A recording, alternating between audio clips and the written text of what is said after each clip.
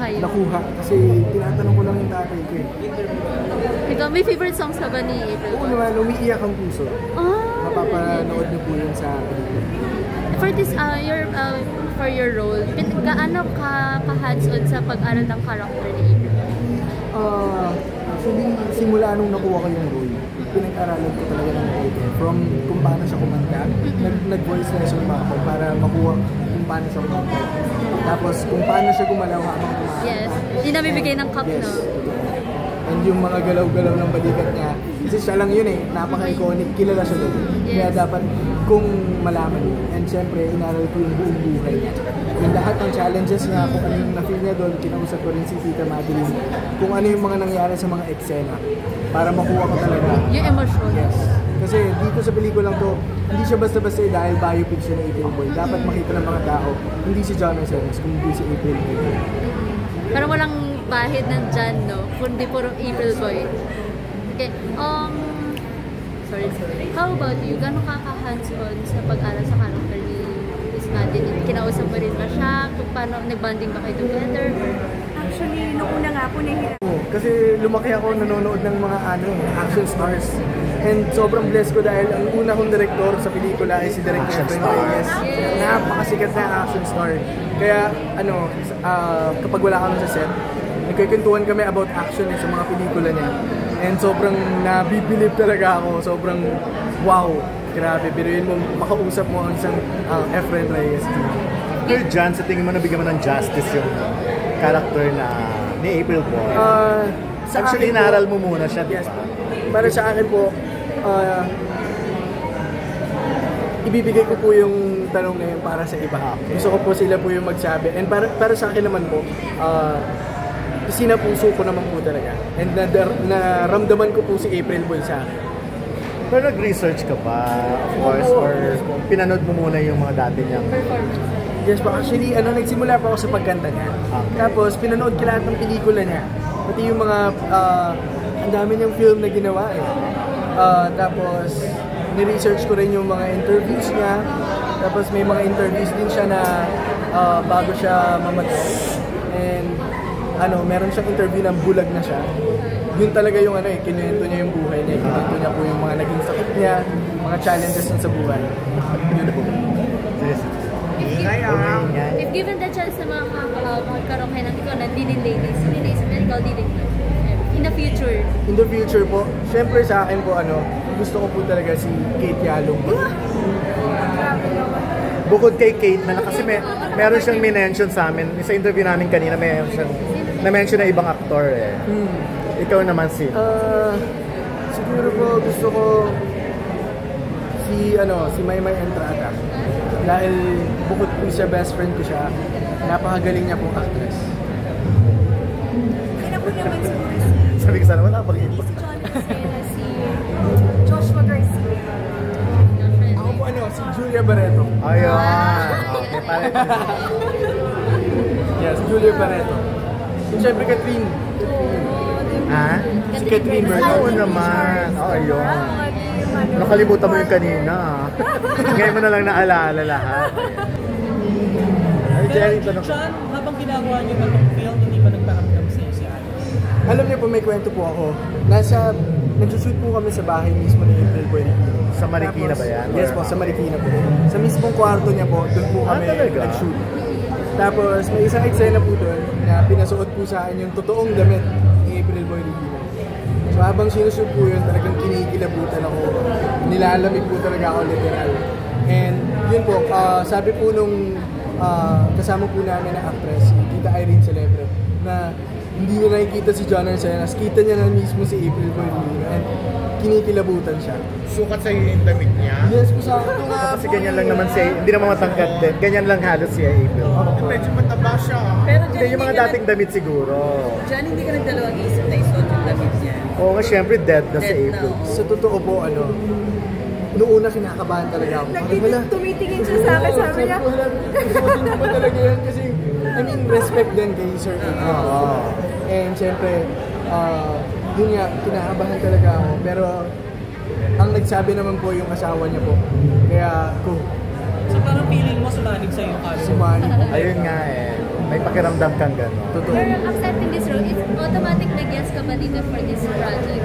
Yung in-offer ko sa'yo role na to. Ano po ulit? Automatic na nag-yes ka dito. Yes na Yes kagad. po, Again. actually. Hindi, nag-audition ka, di ba? Yes, nag-audition po. Nagsimula po ito sa audition. And Hindi, bakit ka muna nag-audition? Yes. Actually, nakita po ng manager ko. Tyron. Yes, Si Sir Tyron. Tyron Escalante. Nakita po namin yung post na audition. Tapos, sabi niya, as kumakanta naman ako and umaarte, bakit hindi ako mag-audition? Tapos sabi ko, alam mo nga, idol pa naman yan ng tatay ko, si April Boy Rino. Idol po talaga siya ng tatay ko, kaya po talaga. Ayun. Yung nagdalawang Ano yung Pero hindi mo naisip kasi yung iba, ang tingin kay April Boy, kahit sikat siya, medyo maduy, may mga nagsasabing gano'n. Ikaw hindi mo naisip yun. sa akin po kasi po ako, lumaki po ako lumaki po ako sa kanto eh. And kaya, lumaki din po ako sa mga kantang April Boy Rino. Alam ko Kaya po hindi yung mga- gano'n yung naging tingin mo. Hindi naman. So sa mga karaoke, kinakanta mo yung... Yes po, kinakanta ko. Pero syempre di mo na siya na-meet, di ba? Hindi na po eh.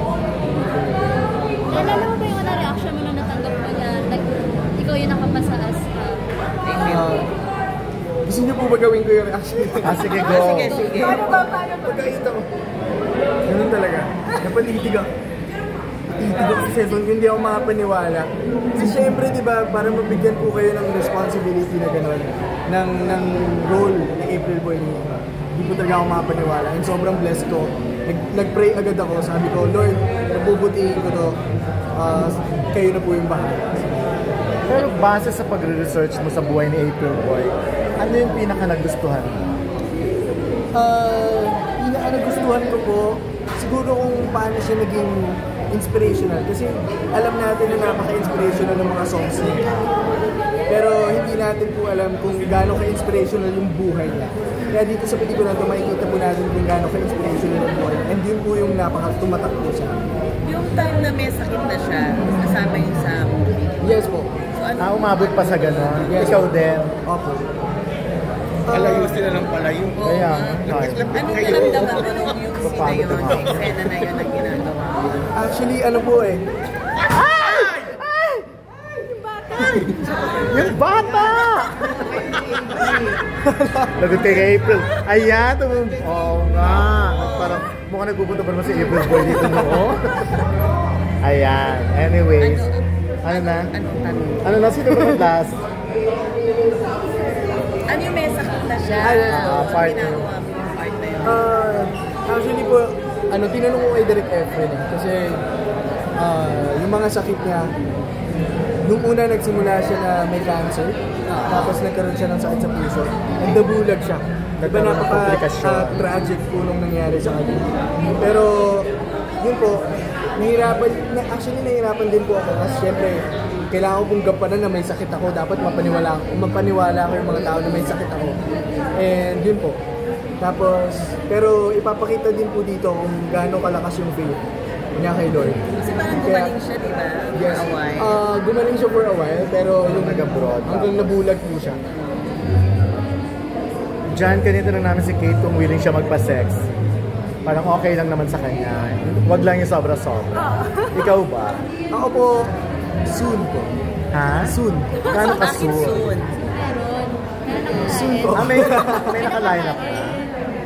Ang meron pong naka-line up sa akin, ibang genre po eh, action. Pero yung sexy, gusto ko pa pong mag-explore muna sa iba.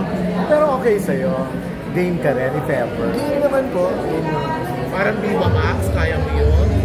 Viva Max, siguro hindi pa tayo ready dyan. Gusto ko po muna mag-explore sa iba. Siguro soon. Sorry, nitatouch ko lang kasi di ba fan yung dad mo na everyone. Nabalita, ano yung reaction niya? Sobrang saya niya. Kasi ang dami niyang tanong pagka uwi ko ng bahay, talaga ano nangyari, ganyan. And yun nga, ngayon, nasa premiere night, nanonood siya sa loob. And nakita ko siya kanina, nakatitig talaga siya sa pelikula. Tapos nagkatinginan kami. And parang naiiyak siya. Inalis ko na yung tingin ko kasi baka madala ako eh. Di ba? Kasi sobrang close namin ng dati. Thank you so much. I-mention nyo kanina yung cat din, so gusto nyo silang makatrabaho. Yes. Ano sanang mga role ulit? Kung mabibigyan ng chance. Kung mabibigyan ng chance. Ano ba Ako, kung mabibigyan ng chance, gusto ko drama comedy na may action. Bakit ko sila gusto mo? Siyempre napakagaling po nila. Napanood ko po yung mga ilang pelikula nila and grabe, humanga po talaga ako kung gaano sila kagaling umarte. Ikaw, Ako naman po kasi ever since napapanood ko na po talaga sila and medyo naging fan din po nila ako ng very light kaya gusto ko po silang makatrabaho. Jan, tsaka si Kay. Paano nakilala sila po?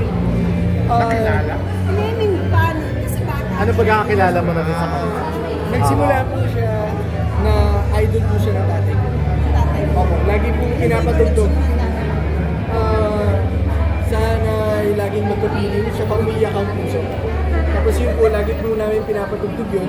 And simula bata po, naririnig ko na yung mga kanta na, kaya sobrang familiar na sa akin. Kasi kanina narinig namin parang iba yung boses mo, parang boses mo. Actually, Kinaya mo ba talaga? Yes po, nag-voice lesson po ako para doon. Para lang gayahin. Kasi iba po yung boses ko pag kumakanta. Malaki, makapal. Pero ibang-iba yung boses po ni April Boy na matines, sobrang iconic ng boses ko. Pero minake-upan ka ba kanina para maging kahawig mo siya? Hindi po, ito na po yung makeup ko. Nag-wig lang po. Parang iba kasi itsura mo ngayon sa kanina. Pero Jan, ang daming nag-audition, di ba? Kasi ikaw napili. Kailan mo nalaman na ikaw yung napili mo? Actually, ang dami pong levels kasi doon. Parang may 4 na levels. Nung dulo po, minessage na po ako nila madam na pinapatawag po ako sa office nila sa Water Plus Production.